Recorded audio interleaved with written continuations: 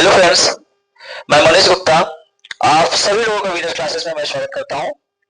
और आज देखिए मैं जो वन डे एग्जाम जैसे एसएससी सीजीएल हो गया, पुलिस कांस्टेबल हो गया, तो 5 में टॉप क्वेश्चंस लेके आया हूँ जो कि वो 2021 से लेके 2024 तक सारे सत्र में पूछा गया है और सभी का जो पैटर्न है वो अलग अलग है। तो आज हम उस क्वेश्चंस को रेडी करेंगे और आप लोग को मेरी कोशिश ये रहेगी कि आप लोग को अच्छे से अच्छे हम समझा सके।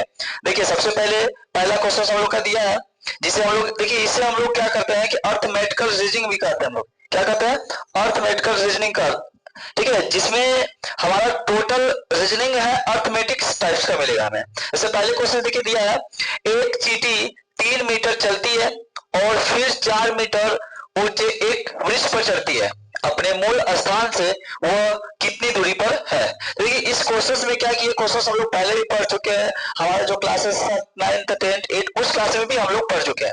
लेकिन कितने लोग देखिए जब जल्दबाजी में क्या करते हैं कि गलती कर देते हैं कि 3 मीटर चली फिर वो 4 मीटर चली, यानी वो 3 + 4 कर देते हैं इक्वल टू क्या करते हैं 7, और वो ऑप्शन नंबर 7 पे टिक क्या करते हैं बी पे लगा देते हैं जहां 7 मीटर सही है। लेकिन हमें क्या करना है कि हमें करने के लिए उसको एक पैटर्न है जिस पैटर्न को हम लोग समझेंगे। पहले देखिए क्या बोला है, 3 मीटर चींटी यहाँ से चलती है, मान लीजिए एक इसमें क्या है ये 3 मीटर गई। उसके बाद देखिए क्या है 4 मीटर एक पेड़ पे, ये पेड़ यहाँ पे मान लीजिए यहाँ पे एक पेड़ है ये, ठीक है, तो 4 मीटर इस पेड़ पर वो चढ़ी, 3 मीटर ऐसे गई।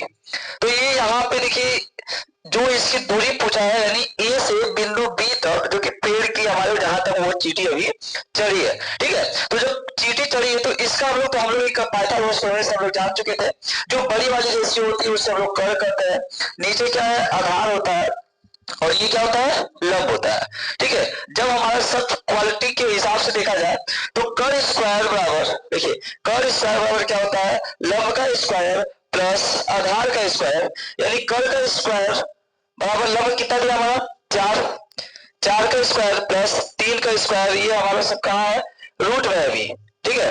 तो ये कितना जाएगा 16 + 9, जब इसे लोग बाहर निकालेंगे तो 25, यानी रूट से निकालेंगे तो 5, यानी ये 5 मीटर हमारी जो चींटी है अपने प्रारंभिक स्थान से लेके वो जब अंतिम स्थान तक गई है तो वो चींटी कितना टोटल चली है यहाँ पे 5 मीटर चली है, जो कि 5 हमारा ऑप्शन से ए मिला है। तो ए क्या हमारा चींटी की सही है। तो हम लोग चलते हैं दूसरी क्वेश्चन पे, ठीक है। और जिस तरह से ऐसे नॉर्मली हमारी दूसरी क्वेश्चन है, ठीक है, इसके पहले हम क्या करते हैं इसे इरेज कर देते हैं। देखिए जिस प्रकार हम लोग पहली क्वेश्चंस को आसानी से समझे, देखिए हमारा दूसरा क्वेश्चन हम लोग का क्या है कि दूसरे क्वेश्चंस में डायरेक्ट श्रृंखला के बाद में जो कि हमारा पैटर्न देखिए चेंज हो गया, ठीक है। जो हमारा अर्थमेटिकल रीजनिंग था वो पैटर्न धीरे धीरे अर्थमेटिकल रीजनिंग की क्या हो रही है चेंज हो रही है। देखिए दिया नीचे दी गई श्रृंखला में प्रश्न चिन्ह के स्थान पर कौन सी संख्या होगी। श्रृंखला देखिए क्या क्या दिया है 3, 5, 6, 12, 12, ये प्रश्न चिन्ह यहीं पे हमें बताना है कि कौन सी संख्या है 24 और 26। हम लोग क्या करते हैं कि जो स्मॉल रीजनिंग होता है उस रीजनिंग को देखते हुए हम लोग सॉल्व करते हैं, जो कि हमारा बिल्कुल भी मैच नहीं कर रहा उस रीजनिंग से।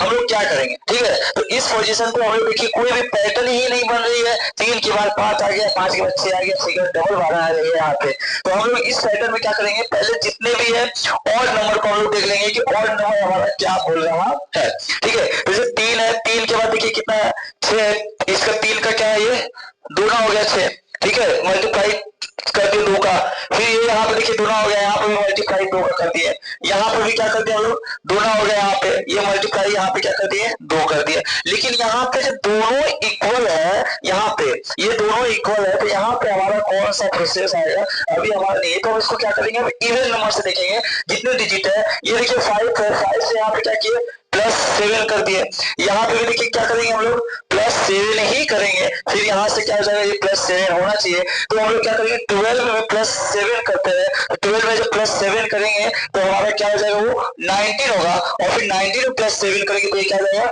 26 होगा। यानी हम लोग का जो प्रश्नवाचक चिन्ह है उस प्रश्नवाचक चिन्ह की जगह पर हमारा क्या है 90, जो कि बिल्कुल वो ऑप्शन ए से मैच हो रही है।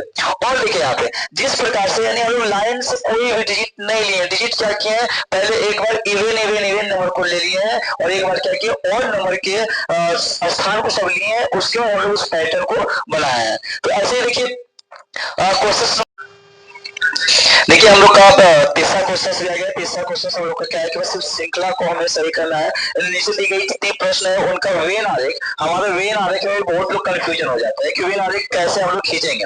ठीक है, तो यहाँ पे दिया है क्या है कि इसमें घोड़ा बंदर बाघ को हमको ए बी सी और डी में हमको क्या करना है, वेन आरेख खींचना है। तो यहाँ पे देखिए कि पहले हम इस देखिए कि घोड़ा है, बंदर है, बाघ है, यानी हमारा कोई भी मेल ही नहीं खा रहा है तीनों में। तीनों में कोई भी मेल, बाघ अलग कैटेगरी का हो गया, बंदर अलग कैटेगरी का हो गया और घोड़ा क्या है, अलग कैटेगरी का हो गया।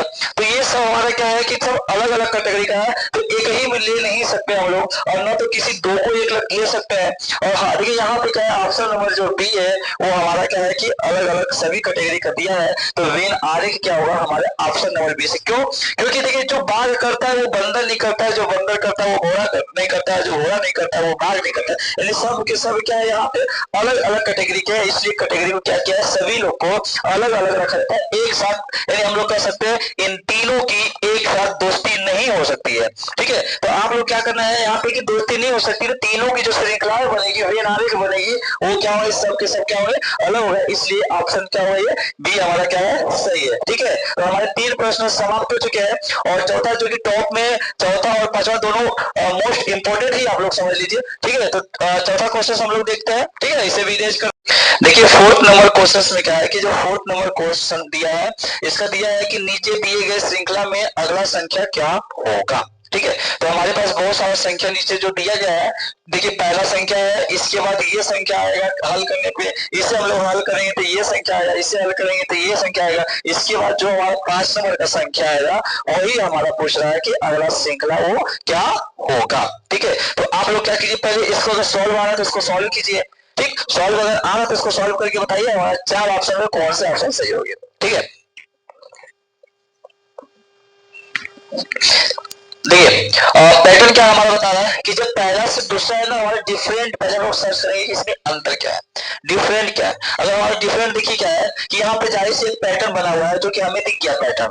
ये जो पूरा लेटर है, इस लेटर का पहला लेटर देखिए हटा दिया है, तो ये लेटर हमारा क्या हो गया, वो बन गया। ठीक है, पहले लेटर हमारा क्या है, हटा दिया है, तो हमारा क्या है 8 9 6 5 4 2 3 7 हमारा टोटल लेटर बच गया। इसके बाद जब इसका पैटर्न आगे गया तो इस पैटर्न में क्या किया, देखिए लास्ट वाला हमारा डिजिट क्या क्या हटा दिया, जो लास्ट वाला नंबर है वो हटा दिया है, बचा क्या 8 9 6 5 4 2 3, जो कि यहाँ पर भी है 8 9 6 5 4 2 3। ठीक है, वैसे ही पैटर्न एक बार पहला वाला हटाया और एक बार क्या है लास्ट वाला हटाया है। तो फिर इसके में जब ये पैटर्न एड किया है तो देखिए अब इसमें भी क्या किया, पहला वाला यहाँ से क्या क्या वो हटा दिया है। ठीक है, तो बचा क्या 9 6 5 4 2 3, तो यहाँ पे बचा 9 6 5 4 2 3। ठीक है, जब एक बार क्या कर रहा है, पहला डिजिट हटाया, एक बार क्या किया लास्ट वाला हटाया, फिर एक बार क्या किया पहला हटाया, फिर उसके बाद क्या करेगा लास्ट हटाएगा। आई होप आप लोग समझ चुके कि अगला संख्या जो है वो क्या आएगा। ठीक है, तो ऑप्शन से देखते हैं कि जब पहला हटाया, लास्ट हटाया, पहला हटाया, अब क्या करेगा फिर लास्ट हटाएगा। ये लास्ट हटाने का जो संख्या बचता है 9 6 5 4 2, जो कि हमारा 9 6 5 4 2 जो कि हमारा ऑप्शन में है या नहीं है, वो हमको क्या करना है, सर्च करना है।